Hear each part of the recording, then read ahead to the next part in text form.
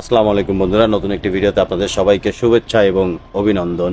তো এই যে গ্রামের মেঠো পথ দেখতে পাচ্ছেন, যে দুই পাশে সারি সারি কলা গাছ আর গাছ, এভাবেই রাস্তার এই মাঝখান দিয়ে রাস্তা দিয়েই হেঁটে হেঁটে যাচ্ছি হচ্ছে কুমার বাড়ি। এখানে নাকি একটা কুমার বাড়ি রয়েছে। এখানে যেহেতু এসেছি বেড়াতে, তাই শুনলাম যে কুমার বাড়ি আছে। তো সেই কুমার বাড়িটা দেখতে যাব। তো দেখতে যাওয়ার পরে আগে একটু খোঁজ খবর নিয়ে দেখলাম যেটা হচ্ছে হাতে তৈরি করে, একটা চাকার উপরে দিয়ে ঘুরিয়ে ঘুরিয়ে যেটা তৈরি করে সেভাবে কিন্তু এখানে করা হয় না, এখানে তৈরি করা হয় হচ্ছে হাতে। তো তারপরও চিন্তা করলাম, এখন তো দেখাই যায় না, কোথাও দেখতে পাই না, শহরে থাকি বলে কথা। তো চিন্তা করলাম একটু যাই, দেখে আসি। তো সেখানে গিয়ে প্রায় কাছাকাছি চলে আসছি। সামনে এই যে আরেকটু পথ গেলেই এই পুরোটাই হচ্ছে এই যে কুমারপাড়া। এখানে অল্প কিছু সনাতন ধর্মাবলম্বী ভাইয়েরা রয়েছে, যাদের পরিবার সংসার, পরিবার ফ্যামিলি সবাই আছে, অল্প কিছু ঘর আছে। তো তারাই এই কাজগুলো এখন বর্তমানে করে থাকে। তো চলুন যাওয়া যাক, দেখি গিয়ে কিভাবে তারা হাতে মাটির হাঁড়ি পাতিল জিনিসপত্র তৈরি করে, সেটা একটু ছোট করে দেখে আসি, আপনাদেরকেও দেখাই।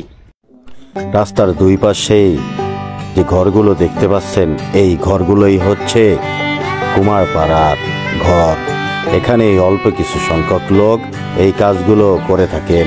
দেখুন, প্রথমে এগুলোকে হাতে বানিয়ে রোদে শুকানো হয়। এভাবেই সারি সারি লাইন ধরে ঘরের সামনে অথবা রাস্তার দুপাশে শুকোতে দেওয়া হয়। যখন শক্ত হয়ে শুকিয়ে যায় তখনই পোড়ানোর জন্য নিয়ে যাওয়া হয়। বাড়ির ভিতরে ঢুকতেই দেখতে পেলাম মাটির হাঁড়িগুলো এভাবে আগে বানিয়ে শুকাতে দিয়েছে রোদে। কিছু শুকিয়ে গেছে, কিছু বাকি আছে। ভিতরের দিকে আরেকটু ঢুকলাম, সেখানে ঢুকেই দেখতে পেলাম এই যে এইগুলো এই ভদ্র মহিলা হাতে ধরে এভাবেই বানাচ্ছেন। এখানকার হাঁড়ি পাতিল জিনিসপত্র এভাবে হাতে ধরেই বানানো হয়। তাইতে একটু দাঁড়ালাম, দেখার চেষ্টা করলাম কিভাবে বানায়। এই যে দেখুন, আমাদের দেখানোর জন্যেই কিন্তু তিনি এইটাকে সামনের দিকে নিয়ে এসেছেন। এটা বানিয়ে আমাদেরকে দেখাবেন কিভাবে বানানো হয়। আর বাকিগুলো বানানোর শেষে রোদে এভাবে শুকাতে দেওয়া হয়েছে। এগুলো যেখানে পোড়া হবে সেই জায়গাটিও আপনাদেরকে দেখাবো। বিশাল বড় একটি চুল্লি বানিয়েছে, সেটাতেই তারা পোড়ানোর কাজ করে।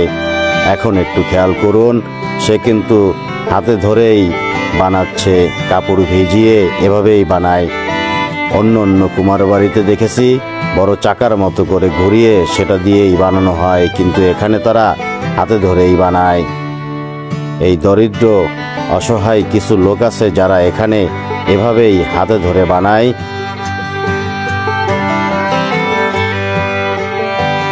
তারা এভাবেই হাতে ধরে বানিয়ে জীবন যাপন করে, সংসার চালায় তাদের। দেখুন কত সুন্দর করে সে এটি বানিয়ে ফেললো।